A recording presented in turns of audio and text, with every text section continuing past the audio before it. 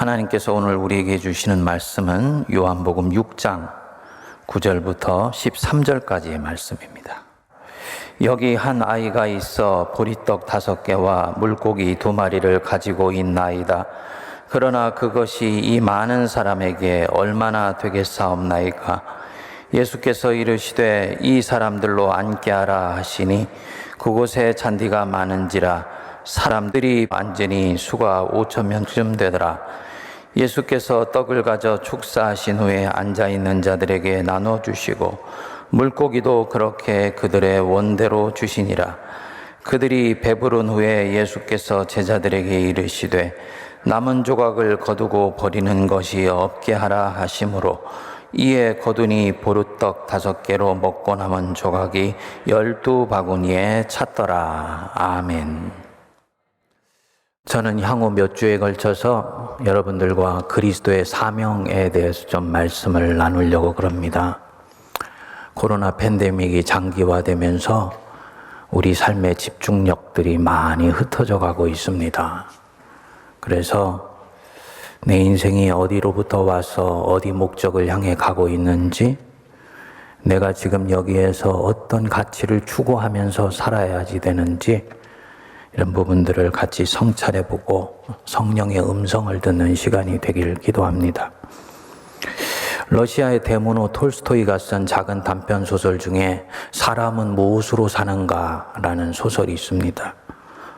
구두장이 세면이라는 착하고 가난한 사람이 있었습니다. 세면은 그동안 구두를 수선해준 한 농부에게 돈을 받으러 마을로 나갔다가 돈은 받지를 못하고 날씨가 추워 술을 한 잔 걸치고 집으로 돌아오는 길에 교회 앞에서 웅크리고 떨고 있는 벌거숭이 남자를 하나 만나게 됩니다. 결국 자신의 외투를 벗어서 이 사람에게 걸쳐준 후 그를 집으로 데려오죠. 세면의 안에 맡으려고는 돈을 받지도 못하고 거지 같은 사람 하나를 데리고 온 남편에게 화를 내며 온갖 욕설을 퍼붓다가 세면이 당신의 마음에는 하나님도 없소? 하는 말을 듣고는 마음이 누그러져서 이 청년과 같이 살기로 결정을 합니다. 하나님께 벌을 받고 있는 중이라는 이 사람의 이름은 미하일입니다. 세면이 구두 수선 일을 가르치자 미하일은 세면보다 더 일을 잘하는 게 아닙니까? 미하일의 손재주가 마을에 다 알려지게 되어서 세면은 많은 돈을 벌게 됩니다. 어느 날 멋진 신사가 비싼 가죽 구두를 만들어 달라면서 세면을 찾아옵니다. 그리고는 1년을 신어도 실밥이 터지지 않는 튼튼한 구두를 만들어 달라고 합니다. 그런데 주문을 받은 이 미하엘이 구두 대신에 슬리퍼를 재단하는 것 아닙니까? 세면이 속이 상해서 나무라려는데 방금 그 구두를 맡겼던 신사의 하인이 문을 화급히 열고 들어와서는 주인이 집으로 가던 중 마차사고로 죽었다면서 구두 대신에 발에 신길 장에 쓸 슬리퍼를 만들어 달라는 것입니다. 세월이 흘러서 6년의 시간이 지나고 미하엘은 변함없이 세면의 가게에서 일을 합니다. 어느 날 어느 여인이 쌍둥이 딸들의 구두를 주문하러 들어옵니다. 6년 전 2 아이의 아버지는 아이들이 태어나기 전에 죽고 어머니는 쌍둥이를 낳다가 죽게 되어서 이웃에 살던 자기가 8개월 된 이 딸과 함께 임시로 아이들을 맡아 키웠다는 거예요. 그런데 그만 자기 큰딸이 병으로 죽자 이 아이들을 맡아서 지금까지 소중히 키워왔다고 말합니다. 이 여인이 눈물을 닦으며 자기 사연을 말하는데 이 말을 들은 마띠로가 부모 없이는 살아도 하나님 없이는 살 수 없다고 하더니 그 말이 맞군요 라고 말을 합니다. 이 순간에 방이 환하게 밝아지면서 미하일은 날개가 달린 천사가 되고 놀래 있는 사람들에게 그동안의 사연을 말해주게 됩니다. 미하일은 6년 전 하나님께 한 영혼을 데려오라는 명령을 받습니다.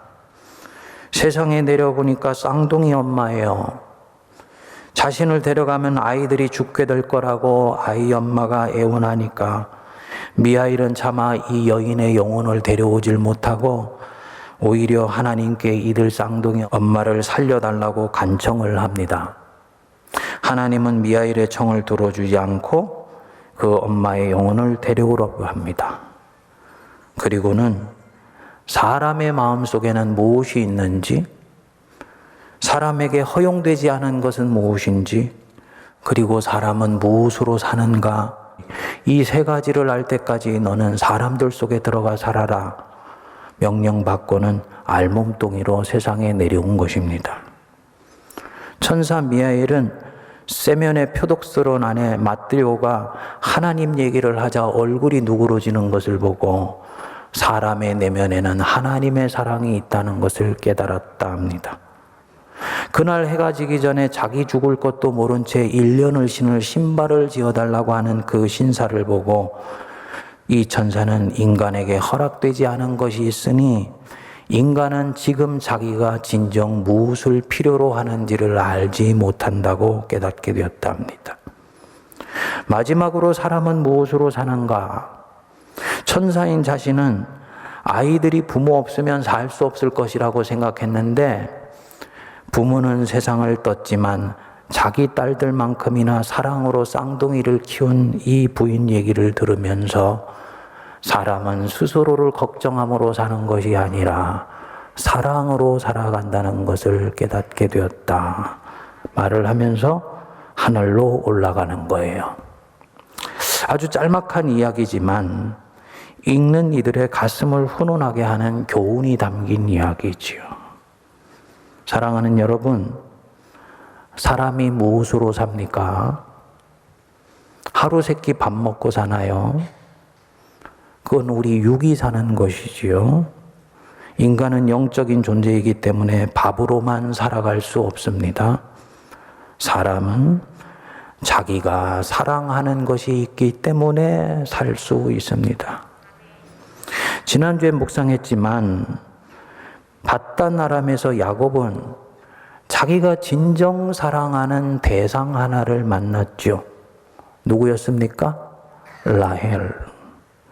이 라헬이라는 한 여자를 바라보면서 그 밧단 아람의 험악한 세월을 견디고 이깁니다.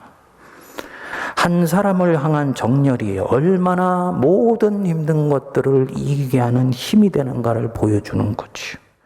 야곱이 라헬을 위하여 7년 동안 라반을 섬겼으나 그를 사랑하는 까닭에 7년을 며칠처럼 여겼더라.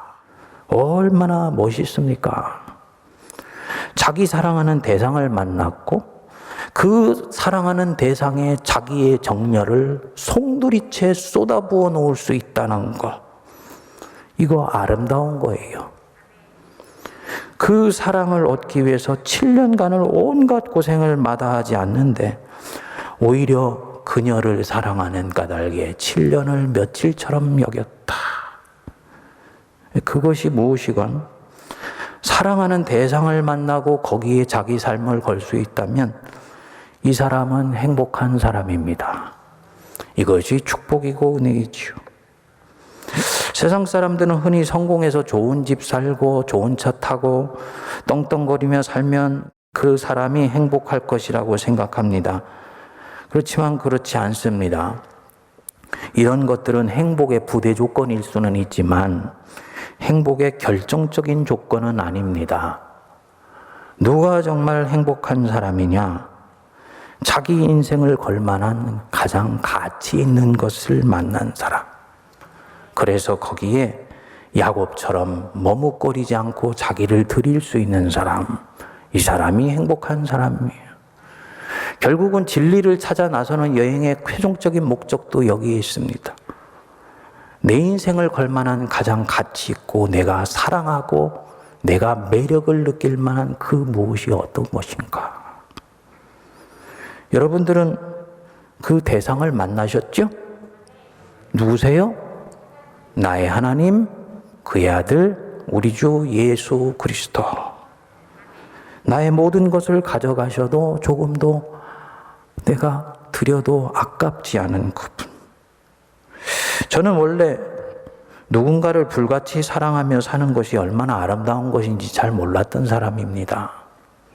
그 EQ가 낮았던 것 같아요. 대학에 다니면서 친구들이 서로에게 묻지 않습니까? 너는 어떤 타입의 여자를 좋아하냐?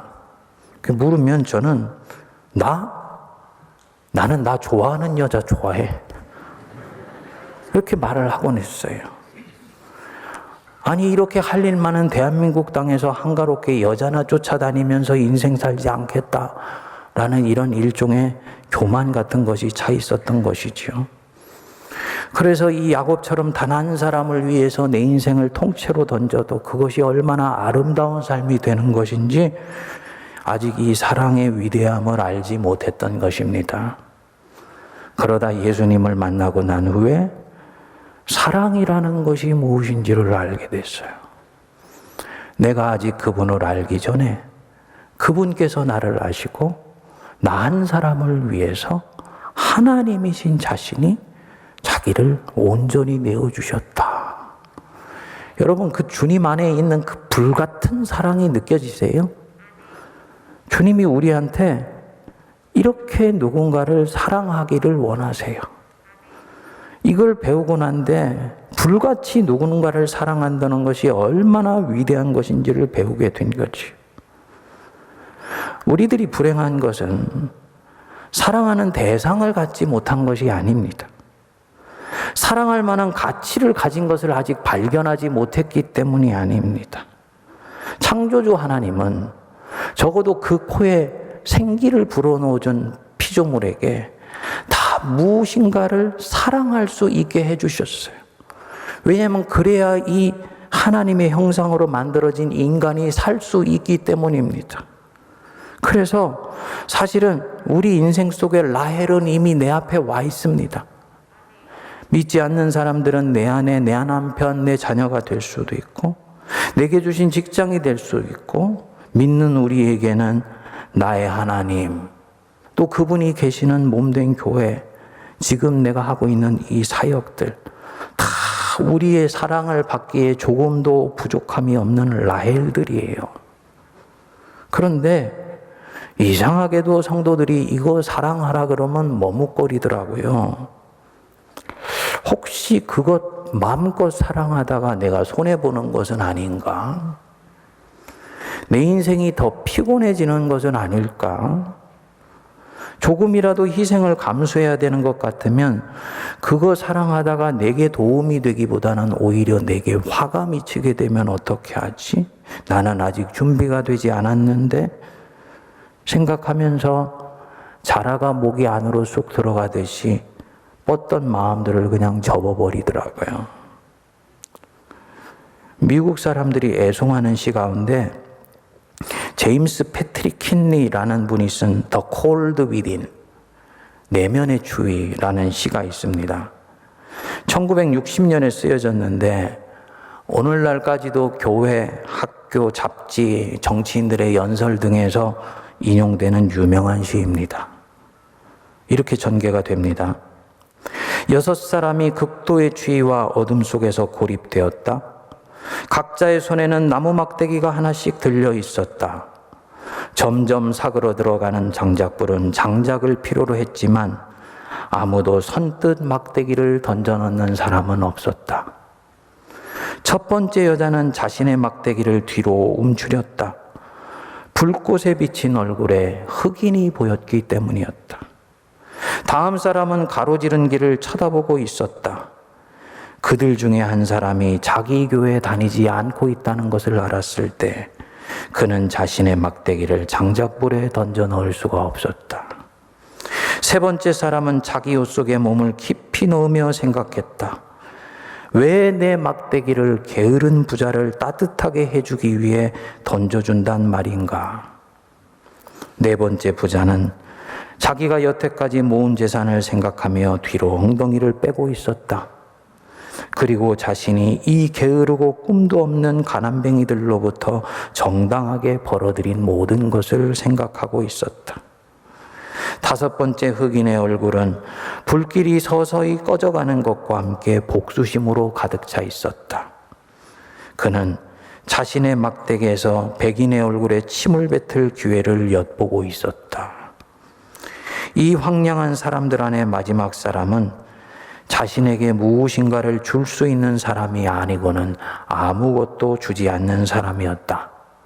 인생 게임은 항상 주고받는 것이라고 여겼기 때문이다. 죽어가며 빳빳하게 굳어가는 손에 있는 그 막대기는 이들이 얼마나 죄를 움켜쥐고 있는지를 보여주었다. 이들은 바깥의 추위로 죽은 것이 아니라 내면의 추위로 얼어 죽은 것이다.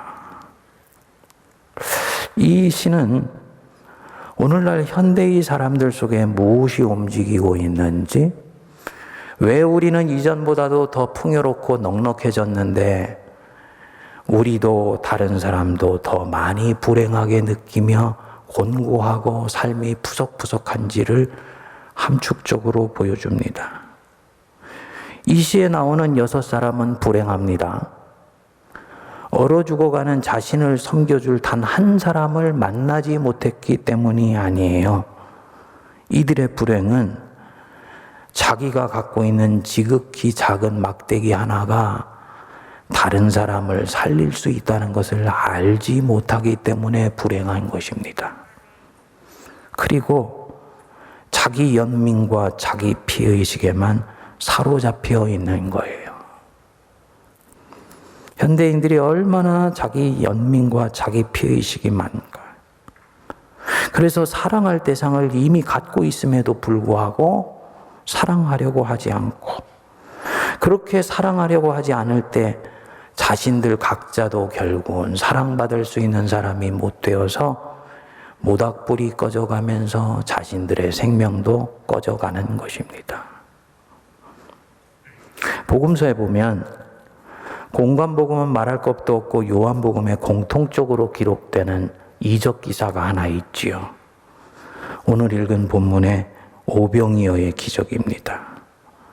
보리떡 5개와 물고기 2마리로 5,000명을 예수께서 먹이신 대사건입니다.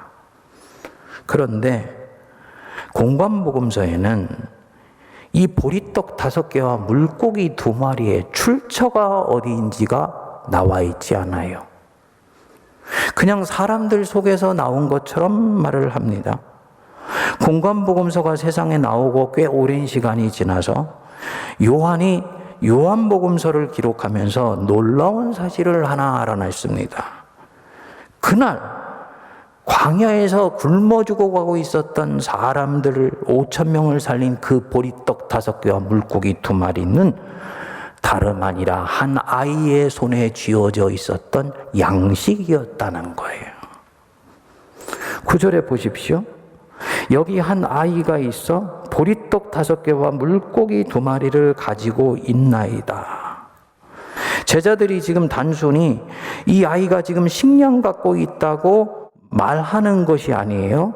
그 뒤에 보시면 그러나 그것이 이 많은 사람에게 얼마나 되겠사옵나이까. 무슨 얘기입니까? 이날 아이는 분명히 자기 양식을 이 광야에 있는 사람들 전체를 위해 내어놓았다는 얘기예요. 그냥 제자들이 여기 식량 가진 사람 있어? 손 한번 들어봐. 아이가 저 보리떡 5개 물고기 2마리에 있는데요. 일리 줘봐. 그리고 당연한 듯이 예수님께 그거 가져가가지고 예수님이 오병이어의 기적 베푸신 것이 아니라는 얘기입니다. 아이는 자기 양식을 이 5,000명 전체를 위해서 제자들에게 기꺼이 내어준 것이지요. 그러니까 제자들이 그것을 손에 쥐고 그러나 이 많은 사람들에게 이것이 얼마나 될 거야 라고 턱없이 부족하다고 생각한 것입니다. 묵상해 보면 의문이 떠오릅니다. 정말 그날 이 광야의 5,000명 공동체 안에는 물고기 2마리와 보리떡 5개밖에 없었을까? 저는 그렇게 보지 않습니다.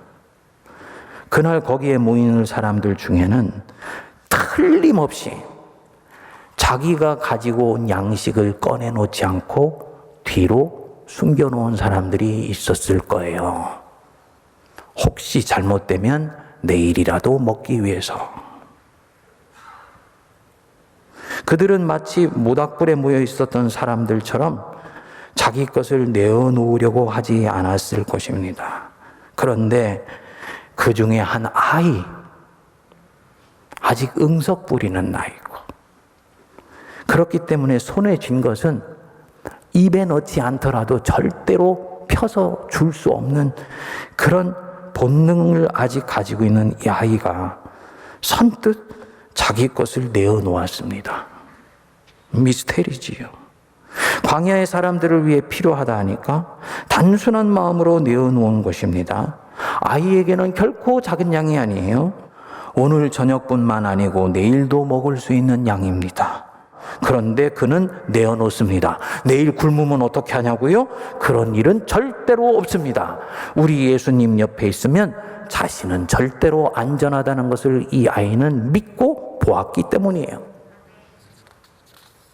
그리고 이 아이의 단순한 믿음대로 예수님은 일하셨지요. 그 오병이어를 들고 하늘에 축사하시고 떼어서 나눠주시니까 신기하게도 5,000명이 먹고도 남았어요. 자기 손에 있을 때는 자기의 입에 들어가는 양밖에 되지 않았는데 예수님 손에 자기 것이 건네지니까 5,000명이 먹고도 남는 놀라운 양이 된 것입니다. 성경에서 이 아이는 영적으로 지극히 작은 자를 뜻합니다. 여기 한 아이가 있어. 그 아이의 손에 뭐가 담겨 있겠습니까? 여러분, 아이의 손에 6캐럿짜리 다이아몬드가 들려 있을 수 있습니까? 미미한 존재는 미미한 것밖에 손에 쥐고 있지를 못한 거예요. 보리떡 5개와 물고기 2마리, 그런 것이지요. 작고 보잘것없는 것. 자기에게는 충분하지만 다른 사람에게는 하루 끼니도 되지 않습니다.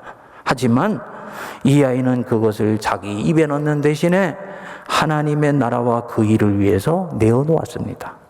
그리고 그것이 예수님 손에 들어갔을 때 주님한테는 그걸로 충분한 것입니다.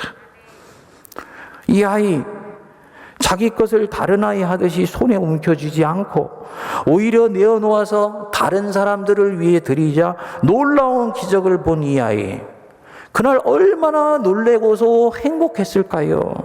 이 아이는 그날의 일을 평생을 잊을 수 없을 것입니다. 아, 그렇구나. 예수님의 이름으로 내 것을 내어드리면 그것이 시간이건 재능이건 물질이건 그 어떤 것이건 간에 만백성을 살리는 능력이 나타나게 되는 것이구나. 아까 그 모닥불에 앉아있다가 다 같이 얼어 죽은 어른들과 얼마나 대비가 됩니까? 예수님이 마지막 때에 양과 염소를 가르시면서 이 말씀을 하셨습니다. 그때 임금이 그 오른편에 있는 자들에게 이르시되 내 아버지께 복받을 자들이여 나와 창세로부터 너희를 위하여 예비된 나라를 상속받으라. 내가 줄일 때 너희가 먹을 것을 주었고 목마를 때 마시게 하였고 나그네 되었을 때 영접하였고 헐벗었을 때 옷을 입혔고 병들었을 때 돌보았고 옥에 갇혔을 때 와서 보았느니라. 의인들이 깜짝 놀라서 주님께 여쭙지요. 우리가 어느 때 주께서 줄이신 것을 보고 음식을 대접하였으며 목마르신 것을 보고 마시게 하였나이까? 언제 주님이 나그네 되신 것을 보고 영접하였고 헐벗으신 것을 보고 옷 입혀드리고 병드신 것이나 옥에 갇히신 것을 보고 가서 배웠나이까? 주님이 40절에 뭐라고 말씀하십니까? 우리 같이 읽겠습니다. 시작. 내가 너희에게 이르노니 너희가 여기 내 형제 중에 지극히 작은 자 하나에게 한 것이 곧 내게 한 것이니라. 굉장히 중요한 말씀이에요. 너희 중에 지극히 작은 자에게 한 것이 곧 내게 한 것이다. 무슨 얘기입니까? 연약한 누군가를 살피고 돌보고 교회 안팎의 작은 자를 살펴주는 것은 사람에게 하는 것이 아니고 사실은 그 뒤에 계시며 이들을 사랑하시는 예수님께 하고 있는 일이라는 거예요. 여기서 인간애와 하나님 사랑의 구분이 무너져 내립니다. 그것은 인본주의적인 거야. 요즘 가끔 보면 그렇게 얘기하는 사람들이 많이 있어요. 사람을 살리고 생명을 보듬으며 작은 자를 섬기고 돌보는 것은 사람에게 하고 있는 것이지만 사실은 예수님께 하고 있는 것이라니까요. 인본주의와 신본주의 구분이 이 부분에서는 사라져버리는 것입니다. 성경은 그 경경을 그렇게 나이브하게 구분하지를 않습니다. 정반대로 왼편에 있는 염소 같은 자들에게 말씀하시죠. 저주를 받은 자들아, 나를 떠나 마귀와 그 사자들을 위하여 예비된 영원한 불에 들어가라. 이유를 말씀합니다. 내가 줄일 때 너는 먹을 것을 주지 아니하였고, 목마를 때 마시게 하지 아니하였고, 나그네 되었을 때 영접하지 않고, 헐벗을 때 옷 입혀주지 않았고, 내가 병들었을 때와 옥에 갇혔을 때 돌보지 아니하였느니라. 이들이 억울해서 항변하지요. 주님, 우리가 언제 주님 줄이신 것이나 목마르신 것이나 헐벗으신 것이나 병든 것이나 옥에 갇히신 것을 보고 공양하지 아니하더이까? 심판자이자 구속주가 뭐라고 말씀하십니까? 45절입니다. 같이 읽겠습니다. 내가 진실로 너희에게 이르노니 이 지극히 작은 자 하나에게 하지 아니한 것이 곧 내게 하지 아니한 것이니라. 교회 안과 밖에 있는 작은 사람 하나 가볍게 여기는 것, 무시하는 것, 우습게 하는 것, 그거 사람에게 그렇게 하고 있는 것이 아니고 이들 속에 계시고 이들 뒤에서 이들을 품으시고 사랑하시는 예수님께 지금 너희들이 그렇게 하고 있는 거야. 우리 주님이 말씀하시는 거예요. 인본주의와 하나님 중심주의의 구분이 여기서는 사라져버리는 것입니다. 내 손길을 필요로 하는 사람을 외면한다. 죄송하지만 그분은 지금 예수님을 외면하는 거예요. 내 도움의 손길이 필요로 한 사람들을 내가 고개를 휙돌리고 가던 길로 가버린다. 지금 그분 주님에게서 고개를 돌리고 있는 것입니다. 더 무서운 사실은 주님이 뒤에서 말씀하신 부분이에요. 46절 정신이 번쩍 드는 말씀이죠. 그들은 영벌에, 그들이 누굽니까?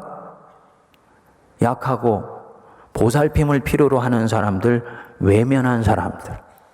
그들은 영벌에, 의인들은요, 이 사람들 살피고 돌본 사람들.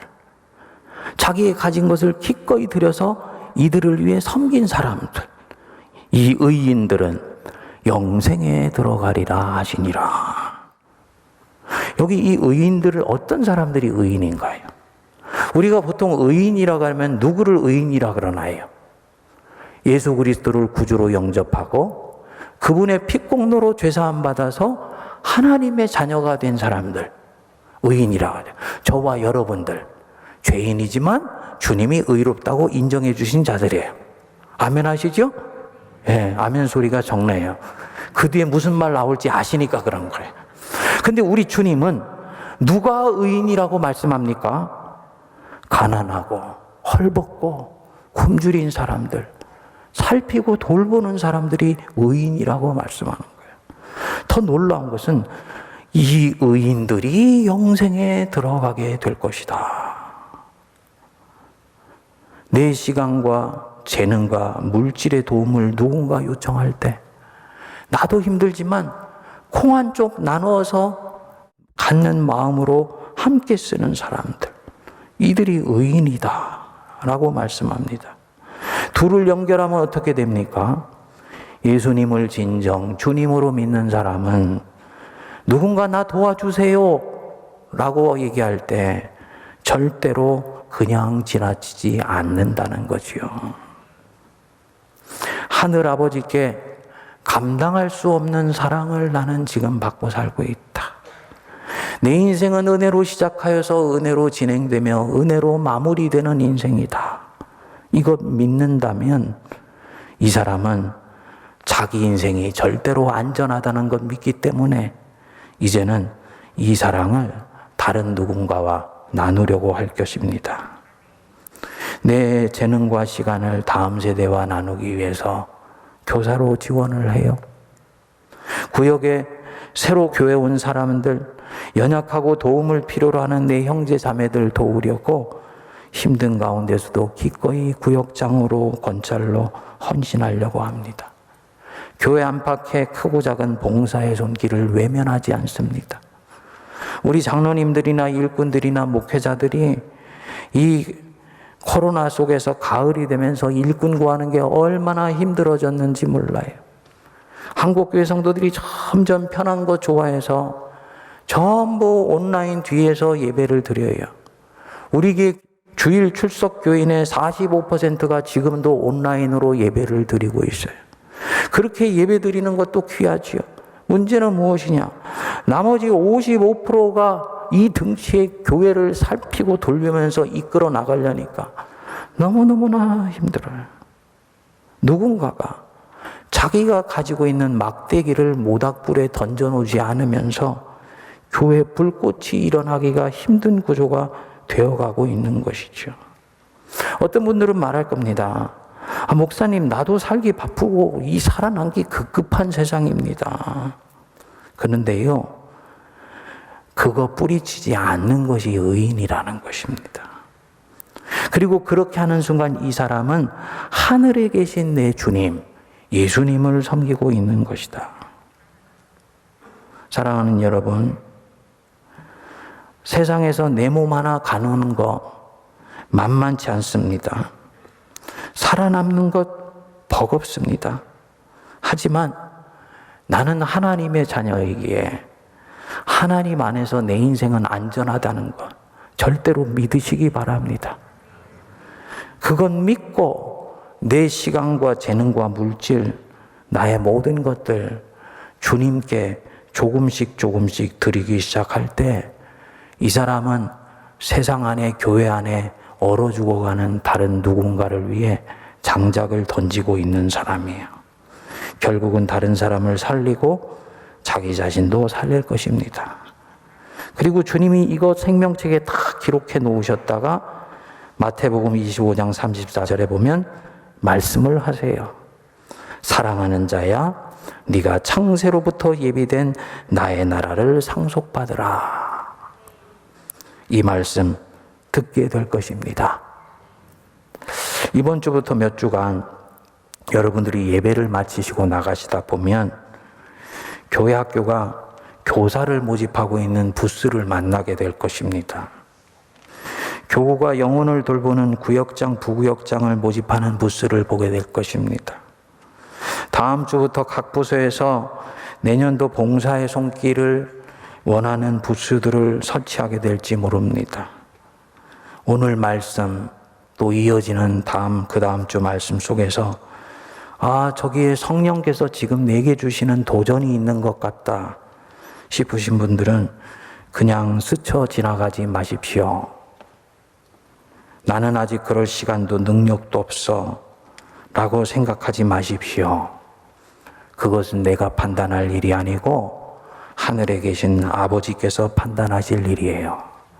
나는 그저 어린아이처럼 내가 가진 것 주님께 드리면 그것으로 충분합니다. 사랑할 대상을 찾았고 내 자신을 담백하게 이 결식일의 계절에 주님께 드리는 은혜가 임하게 되기를 바랍니다.